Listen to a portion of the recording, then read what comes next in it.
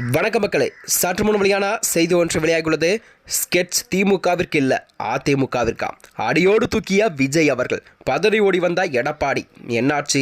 வாங்க வீடியோவை மூலமாக காணலாம். அதாவது மதுரையில் தமிழக வெற்றி கழகத்தின் மாநாட்டில் பேசிய மூலம்தான் நடிகர் விஜய் அவர்கள் கிட்டத்தட்ட அதிமுகவை அபகரிக்க வகையில் தான் தொடங்கியுள்ளாராம். அதாவது அதிமுக வாக்காளர்களை தன் பக்கம் மொத்தமாக இழுக்க தொடங்கியுள்ளார் விஜய் அவர்கள். அதிமுகவின் அடிப்படை வாக்குகள் என்பது 3 வகையான வாக்குகளாகும். 1 எம்ஜிஆர் ஜெயலலிதா வாக்குகள், 2 திமுகவின் எதிர்ப்பு வாக்குகள், 3 இஸ்லாமியர் வாக்குகளாம். அதாவது பாஜக கூட்டணி இல்லாத பட்சத்தில் ஆகிய வாக்குகள் தான் கிடைக்கும். இதை மனநிலையில் வைத்துக்கொண்டே நேற்று எம்ஜிஆர் இஸ்லாமிய பற்றி பேசிய விஜய் அவர்கள் அதோடு நிற்காமல் திமுகவையும் கடுமையாக விமர்சித்துள்ளதாக செய்திகள் வெளிவந்தன. அதாவது விஜய் பேசும் இஸ்லாமியர் பாசம் என்னவென்றால், நேற்று விஜய் தனது பேச்சில் கூட கூட்டணி வைக்கலாம், கூட்டணி வச்சதும் தப்பிச்சுக்கலாம் என்ற திமுக நினைக்கிறது. அது நடக்காது. இஸ்லாமியர்களுக்கு எதிராக சதி செய்யும் ஆட்சிதான் பாஜக ஆட்சியாகும். நீட் தேர்வால் நடப்பதை சொல்வதே மனசு வலிக்கிறது என்றும் அவர் கூறியிருந்தாராம். மோடிக்கு கேள்விகளை கேட்க வந்துள்ளேன். இதுதான் நீங்கள் நடத்தும் ஆட்சியா செய்வீர்களா? திரு நரேந்திர மோடி அவர்களே, மோடிஜி அவர்களே, மக்கள் சக்தியே இல்லாத ஊழல் கட்சியை மிரட்டி அடியபணிய வைத்து 2029 வரை சொகுசு பயணம் போகலாம் நினைப்பீர்களா என்பதால் தான் நேரடி மகமின கூட்டம் வைத்தாலும் கூட தாமரை இல்லையில் தண்ணியே ஒட்டாது என்றும் தமிழக மக்கள் எப்படி ஒட்டுவாங்க என்ற தாவேக தலைவர் விஜய் அவர்கள் கடுமையாக பாஜகவை விமர்சித்துள்ளாராம்.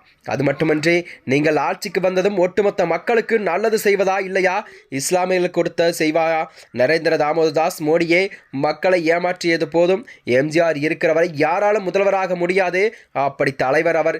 எம்ஜிஆர் அப்படிப்பட்ட உயர் தலைவர். எம்ஜிஆர் மிகப்பெரிய நபராக இருந்தாலும் கூட அவரை இடத்தை கண்டிப்பாக தமிழகத்தில் யாராலும் நிரப்ப முடியாது என்று தமிழக வெற்றி கழகத்தின் விஜய் அவர்கள் தெரிவித்திருந்தார். அது மட்டுமின்றி, வெற்றி விளம்பர மாடல் திமுக பாஜகவுடன் ரகசிய கூட்டணி வைத்துள்ளதாம்.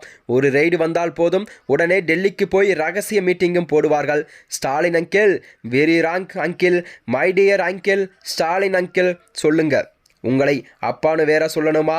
சாரி அங்கிள், என்ன இதெல்லாம், வெரி வெரி ஒஸ்ட் அங்கிள் என்று விஜய் அவர்கள் ஸ்டாலின் அவர்களை கடுமையாக தாக்கி பேசியுள்ளதாக தகவல் வெளியாகிறதாம். அதாவது மதுரையில் தமிழக வெற்றி கழக மாநாட்டில் பேசியதன் மூலம்தான் நடிகர் விஜய் அவர்கள் கிட்டத்தட்ட அதிமுகவை அபகரிக்க தொடங்கியுள்ளார். அதாவது அதிமுக வாக்காளர்களாம் தன் பக்கம் மொத்தமாக இழுக்க தொடங்கியுள்ளாராம்.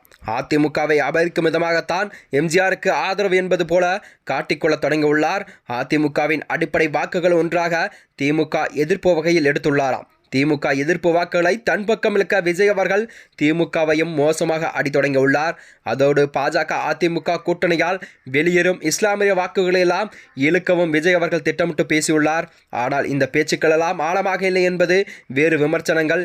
இதை உணர்ந்து கொண்டு நேற்று யாமல் ஒரு கட்சிக்கு எப்படி ஒரு தலைவர் இருக்க முடியும்? இவரை நம்பி இவரின் பின்னால் இருப்பவர்கள் நிலை என்ன ஆகும் என்றும், மாநாட்டில் என்ன நடக்கிறது என்றே தெரியாமல் சில பேர் சில கருத்துக்கள் எல்லாம் தன் இஷ்டம் போல் சொல்லி வருவதாகவும் தெரிவித்திருந்தாராம்.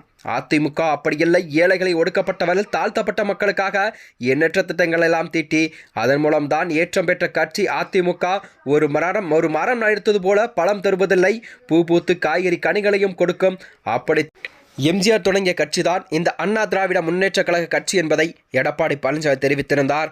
மேலும் இது போன்ற வீடியோக்களை தெரிந்து கொள்ள நமது சேனலை மறக்காமல் சப்ஸ்கிரைப் செய்து கொள்ளும். நன்றி, வணக்கம்.